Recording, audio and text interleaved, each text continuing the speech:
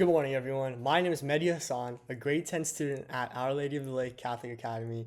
Today, I'm going to be talking about artificial intelligence. Imagine waking up tomorrow and discovering that a machine can paint artwork, write music, answer phone calls, create videos, and even imitate someone's voice perfectly. Now, imagine this machine doing all of these things faster, cheaper, and sometimes even better than humans.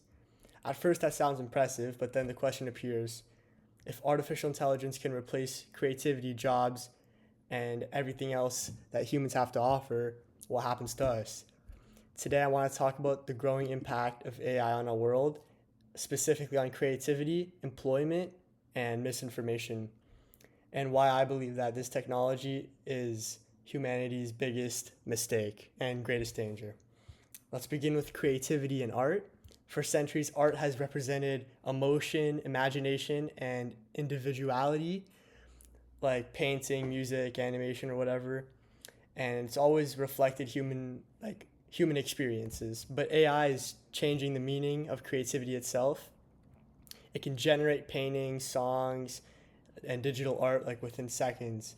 Companies are beginning to use AI generated content instead of hiring real artists because it saves money and time. But many artists believe that this comes at a serious cost. One major issue is that AI systems are often trained using artwork collected online, like vast references, and there's no payment or permission from the original artists. So artists spend years developing unique styles only for AI to copy it and make its own work. And people see that as theft, which I also see that as theft. That's not a good thing in the art world. An artist named Roxanne Lappa, which is actually the person I researched her article from, explained that she became so worried about AI replacing digital artists that she switched from digital art back to illustration to preserve the realness or security of her own work. Technology has advanced so quickly that artists are changing the way they create simply to avoid being copied by machines. And Roxanne also argued that while photorealistic art can be reproduced through patterns and formula like AI, true concept art still depends on human creativity and imagination. They can use memories, references, and emotions to create meaningful work, but AI skips that and just like pulls in images from online and combines it together. So it's like there's no soul behind the artwork. Art is not about the final image, it's about the human story behind it, the struggle, the imagination, and the emotion. AI can imitate styles, but it can't experience heartbreak, loneliness, ambition, or joy. It can't live a human life.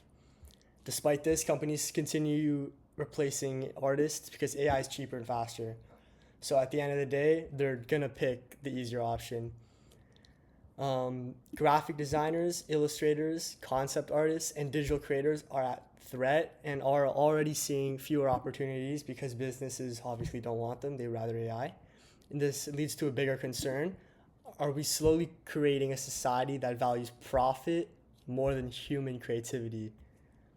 Because if creative jobs, the jobs that once considered uniquely human, can now be created by AI, then what jobs are actually safe?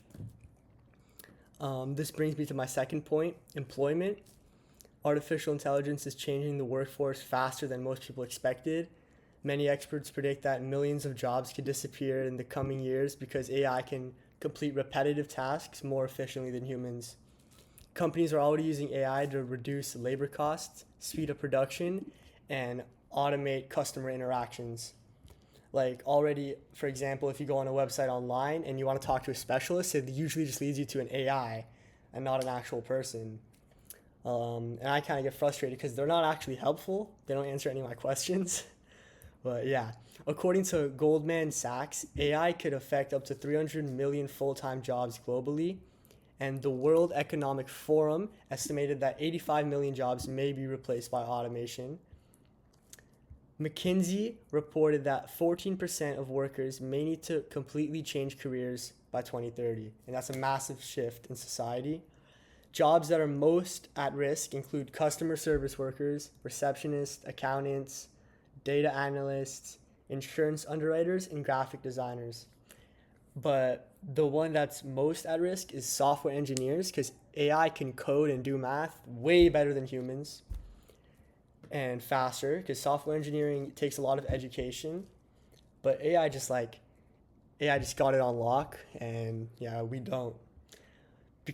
And why is this? Because many of these jobs involve repetitive patterns and predictable tasks, and it's exactly what AI can do. It can predict and do repetitive patterns. Some careers are considered safer for now, like teachers, doctors. Like no one's gonna hire an AI doctor or like a lawyer or a therapist. No one wants to talk to a robot. So those jobs are safe, and because they also depend on emotional intelligence and communication. AI might be smart, but it doesn't actually understand people. It can't genuinely comfort someone going through depression. It can't replace like human parts in a hospital, and it can't inspire students the way a teacher can. At the end of the day, AI is still a machine.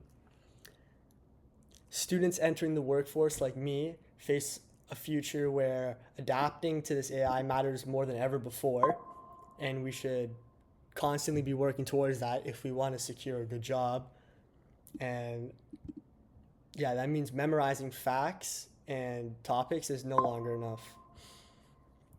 To survive an AI driven world, we must develop the skills machines struggle with: communication, leadership, and creativity. Some experts say if you can't beat AI, learn how to work with it. And honestly, I think there's some truth to that.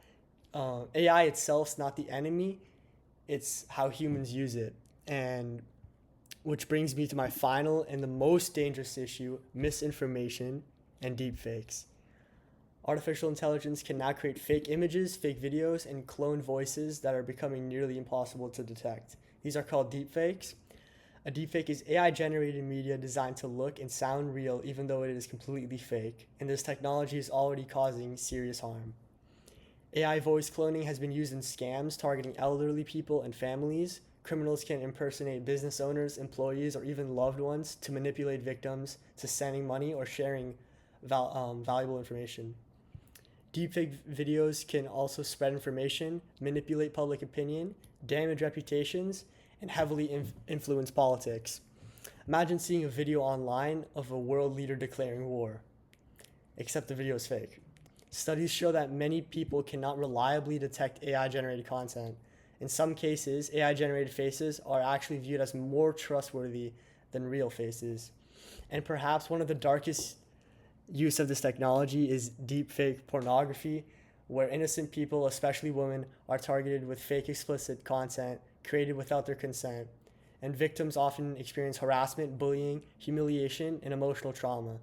AI also raises concerns about privacy violations, online tracking, and data collection. Since AI systems are created by humans, the AI will inherit the creator's opinions, biases, and flaws of the creators, which is actually really interesting, and I would like to look into that personally.